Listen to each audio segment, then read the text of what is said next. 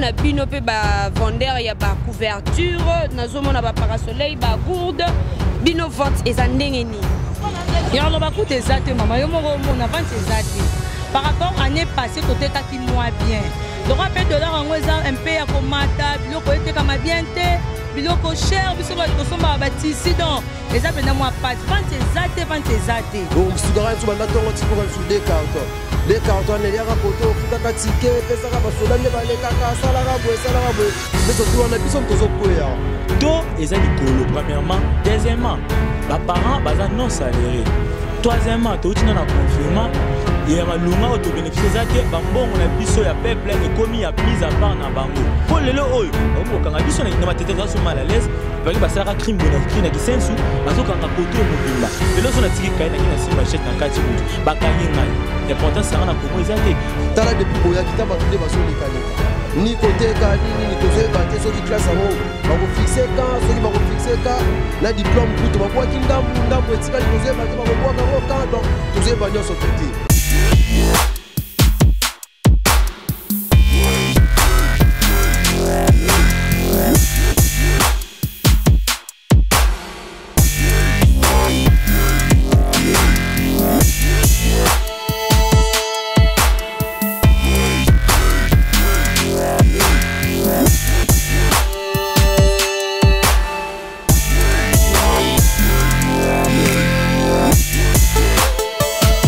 Bonjour et bonsoir, bon après-midi, mes très chers internautes, mes très chers abonnés. Boza et belé à s'abonner à la chaîne Bino Ronsi News TV. Papa bazo koka ko s'en sortir te. Bo kalamingité rentrée scolaire et zoya bazo e baté ndenge nini bako se préparer pour la rentrée pour la bana. Bonjour papa. Bonjour maman.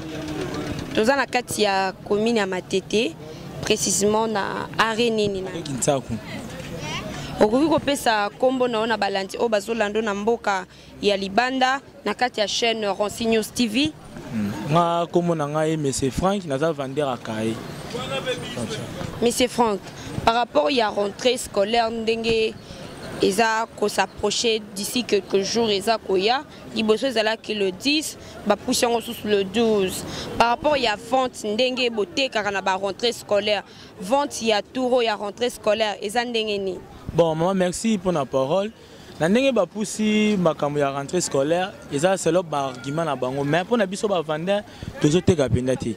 Par rapport à papa tozo teka ba année passée, bo teka pena mo sensi ke teka pena mbongo ke na ndako se trouver mais année eloko moko te ko vanda bana tongo mo ebimi, ti ko sila eloko mo na maboko do simbati. Vraiment pena par rapport à papa na o elekana o a moment année pena eloko ezati. Tozo yebati. Siko wana eza par rapport ya to ndenge mati to par rapport ya ba impayement to par rapport ya to ndenge mati to par rapport ya ba impayement ya ba parents to kaka mobulu to par rapport ndenge to utaki kozala na ba confinement na bandaku na maladie ya Covid-19 yango nde muté créer vente ezala makasi vraiment te ba parents ba ko consommer la banate. Bon maman merci. Les problèmes sont nini? To ezali kolo premièrement, deuxièmement ba parents baza non salariés. Troisièmement, to utina na confirmation ya malunga auto bénéficier zate bambongo na biso ya peuple et commis ya mise à part na bango. Et le comment ba salaire ba 18 to likolo ya $20 20 déjà. Okola la lobby so la mwa sur 25. Ola lobby comme sur 30. Tozo e baté mboko justement tozara na président tozana présidente parce que to ezana likolo salaire ba salaire te. Ka ndongo moni yo moko. Eloko moko te neti na kitongo tina epoko na bimana pota ona zana na boko kaka yango eloko moko te baka ezote kama te to likolo salaire ezate justement tozo ebati tozo kene wapi message no ya suka eza nini ozo pesa na balandi ya Ronsi News TV. Bon message nanga eza nini ka toza ba congolais mutu ayebaka pasa mutu tanga za pembeni o azadi azo dirige mboka o aza ni mutamboka obi aza mutamboka songo aza congolais ay baye bandenge ya ko mettre ba makamna ba en ordre bazongisa to na normal bafuta ba parents afin que biso pe ba jeune ne to débrouiller mike na biso oyo to ya ndenge ni ya ko se sauver pour lelo oyo bakomi kokanga biso na matete to so mal à l'aise parce que basalaka crime bona crime na kisensu bazokanga koto e mobimba lelo so na tiki kai na kina simba machette na kati mutu bakangi ngai important c'est na Congo ezate or ne na tiema fond na ngabe nazoteka faut pena luka mana bénéficier au bénéficier ou peut-être c'est to ezali kolo ba mais quand peu ko régler situation pena ya to en plus ba para baza installer pour to yeba ndenge nini ya kosunga bilo na biso kenina ninga kimi. Merci beaucoup papa. Bonjour papa. Bonjour maman. Koki ko pesa kombo no na balandi o bazolando à travers Ronsi News TV o baza libanda ya mboka okoki ko pesa bango moi baye bananu kombo na yo soki kombo no eza nani? Bon nga kombo na nga ezali Norma natekaka na ngai bakaye apa bakaye tozana ba kope musu to salaka. Papa Norma toye awa na matete toye totala ndenge nini vente ya bino batu botekaka bakaye ba accessoires ya rentrée scolaire toye ba commerce ya rentrée à tour vente ya tour yo ya rentrée pour bino ba ebote ke la biso ba cahier ba bic ba latte et tout yo commerce to vente plutôt vente ya rentrée scolaire o eza ndenge nini? Ah maman pas si fort tozo kemba makasi vente sango pena donc tozo ebate bafuti batute bana bakozonga to bakozonga te tozo mona kata ba papa nde bazoleka depuis de boyaki ezalaka ku ero komona ba client balingi biso bazosomba basaki banini metala ba client nde bazoleka tozo eba pe position te soki pe ndenge nini tozo tala kaka nyoso tout to pesa ka panzambe kaka to eba ndenge mambo ozokindele. On a balanti o baza kolando à travers ya libanda ya mboka na chaîne biso Ronsi News TV okoki ko pesa bango moi liloba moko ketin awa neti biso na Congo nderezabo ba rentrer liboso ba parents ba bande ko sala tozo ya msusu ba bande msusu koteka msusu ba 2 tours 3 tours mais ya lelo banda boyaki banda tongo tozo kota kutu te tozo teka te rentrer to sala ba 3 tours na ba magasin ba 5 tours OK osombi mais o banda to bandaki o msugara msu banda tongo tipo comme sur des cartons ne liaka koto futaka ticket pesaka ba soda nde balekaka salaka boye ne surtout wana biso mtozo koya yo sala biso ba pasi makasi ya wana nyoso tu wana tozotala ka yemo mokonza mboka ayebaka ndinga kosela biso makambongo.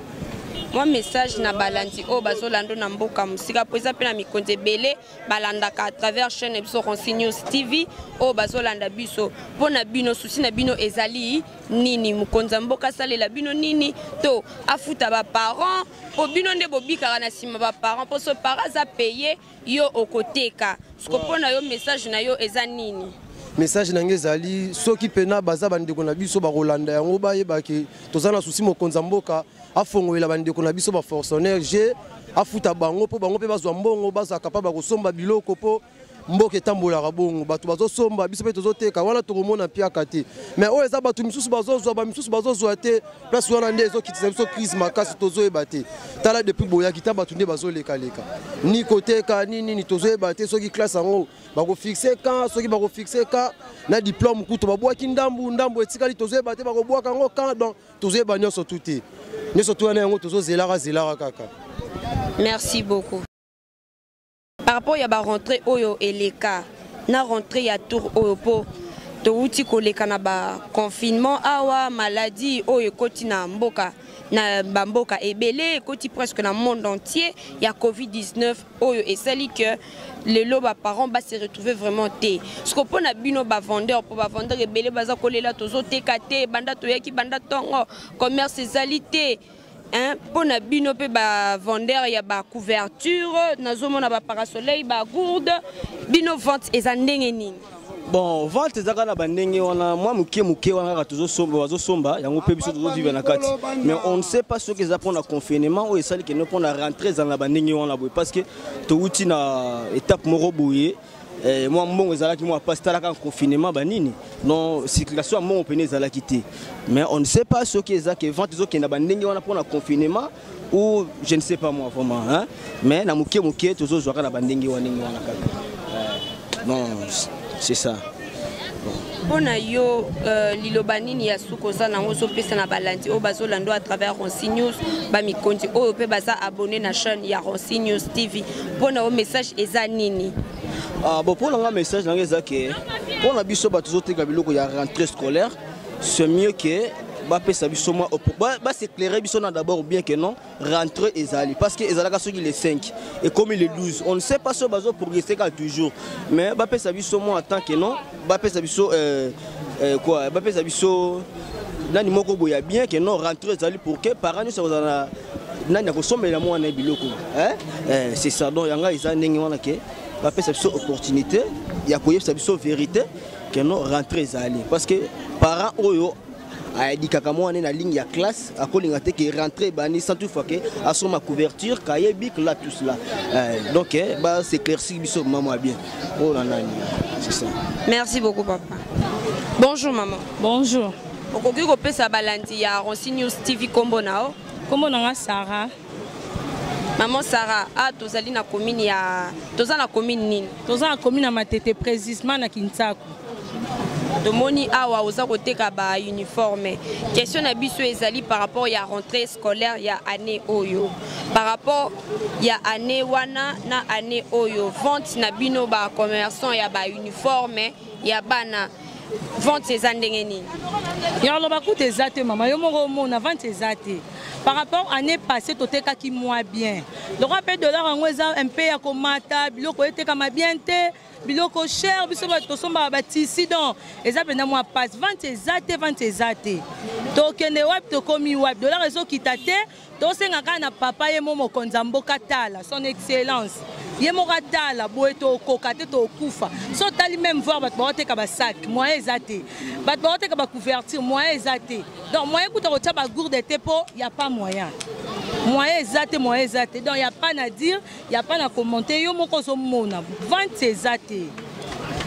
Moi liloba ya suka message na yo okoki ko passer na mikonti o baza abonné na chaîne na biso Ronsi News TV.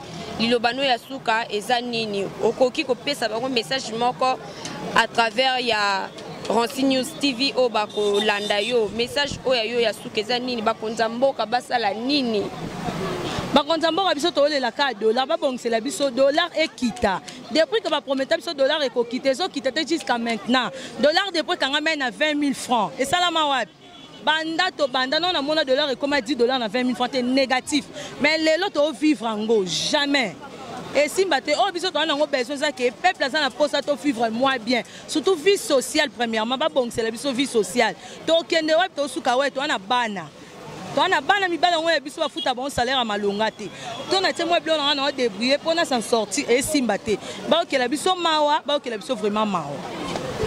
Maman Denise, maman ya motema, maman ya bane belé. Tala bana na yo ya basi bazali kolela par rapport ya vente ya rentrée scolaire. Yo za maman oyo pe otanga, oyo pe sotangisa pe bana. Ba maman oyo baboyi kosala kindumba, baboyi kokende na ba nzela ya buluyeke, ba préférer batia mesa, bateka. Mais tala vente ya bango eza ndenge nini bango pe bakotangisa bana, ndenge nini bakolesa ndaku.